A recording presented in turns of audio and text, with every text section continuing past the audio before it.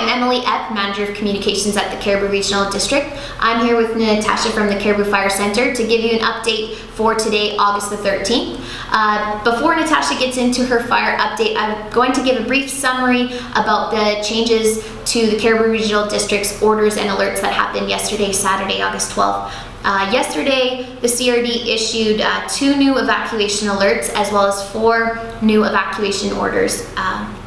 Specifically, earlier in the day on Saturday, there was an expanded evacuation order for an area north of Macaulay Lake. We also issued an expanded evacuation order out in the Chilcotin for the area around Chancellor Lake, as well as an adjacent evacuation alert for the Chilanko Forks area. A little bit later in the day, we issued an evacuation alert from Risky Creek east to the Fraser River.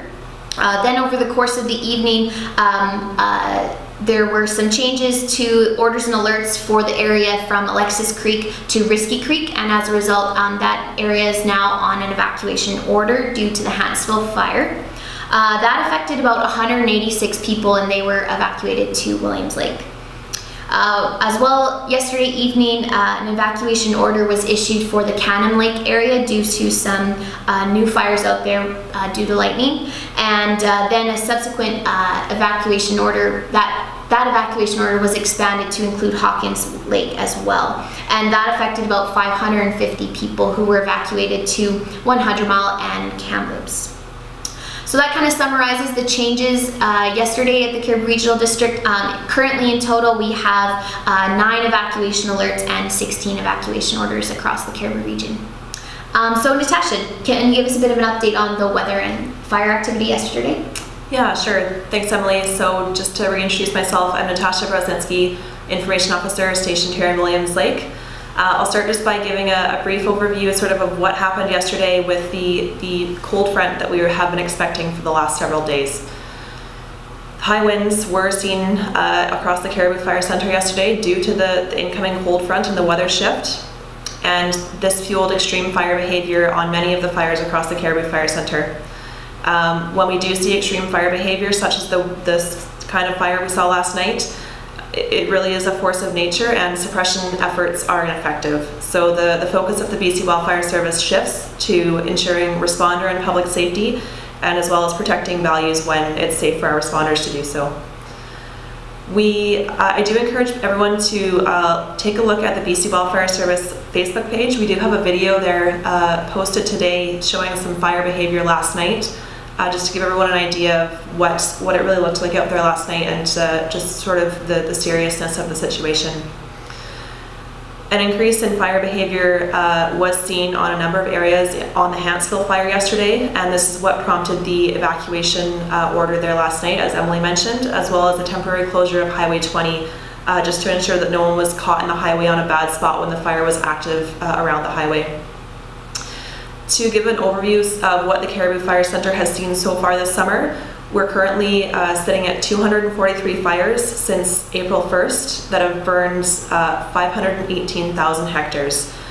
This is almost the size of PEI, and this number will only increase as we get some of the new perimeters mapped from last night and as fires continue to grow. In terms of lightning, yesterday and last night, lightning was received in the northwest corner of the fire center, as well as the area east of 100 Mile, which is the Canim Lake, sort of Horse Lake, Timothy Lake area that we were talking about earlier. And then today, there's been 2 main bands of lightning. One has stretched from an area south of Alexis Creek near Gaspard up to the Williams Lake area, and the other band of lightning has sort of been in the Place Lake area to east to Williams Lake. So we are still seeing lightning today. In terms of rain amounts, unfortunately, we have not seen a whole lot in the southwest part of the fire center in the Chilcotin. There have been some more considerable amounts in other parts of the fire center, but across the fire center, this system is not bringing consistent rain. In some areas it's very heavy, in some areas it's very light. So we're really just going to have to see what areas get what amounts of rain when this whole system passes through. We are expecting to see rain continuing in some areas here during the rest of the day today, and we are also seeing a lot of variability in wind today. We're also expecting to see gustiness into tonight, which is never helpful when we have wind overnight on fires. Talking now about the area east of 100 Mile. So there are 8 confirmed fires in sort of the Canim Lake, Timothy Lake area there. They range from spot fires to the largest being 150 hectares in size, tracked this morning, and that is the one near the south end of Canim Lake.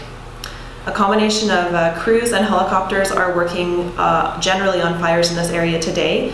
Resources are sort of being allocated where it makes sense to do so. And a point of good news is that due to the weather today, the high humidity, the rain they are receiving in the area, fire activity in general on these fires is quite low. Crews have in general been seeing sort of rank 1, rank 2 fires, which is generally creeping to a low vigor surface fire. The south end of Canim Lake fire in particular, like I said, 150 hectares, and we have crews, helicopter, and heavy equipment as well working on that fire. So we really are hoping to make some good gains on that fire today, and do so before the weather turns back into a warmer pattern. The other thing that I wanted to mention is that with the lightning we've been seeing over the past 24 hours or so here, we haven't seen additional fires, lightning fires start, but we expect that we may see holdover fires. So holdover fires occur when lightning comes through. Sometimes that lightning comes through with some moisture, and the fire is not always obvious or detectable at first because it's really dampened by the rain. But a small amount of heat can sit in fuels and smolder for a period of time, and then when the weather heats back up, it gets hot, dry, and windy. That's when those fires will pop up and start to put up smoke and be detectable. So we are anticipating that we may see more lightning fires over the next few days as the rain dries off from the ground. The last thing I want to do today is just really thank everyone for calling in fires. It really helps us to know where the fires are and to know kind of where people are seeing them from. So I just want to say thank you for everybody that called in fires, particularly in the Canim Lake area. It was really helpful for us. And if you do see a fire, please report it to 1-800-663-5555. And that's all I have for today. So thanks for joining me, Emily, and we'll talk to you again tomorrow. Thanks, Natasha.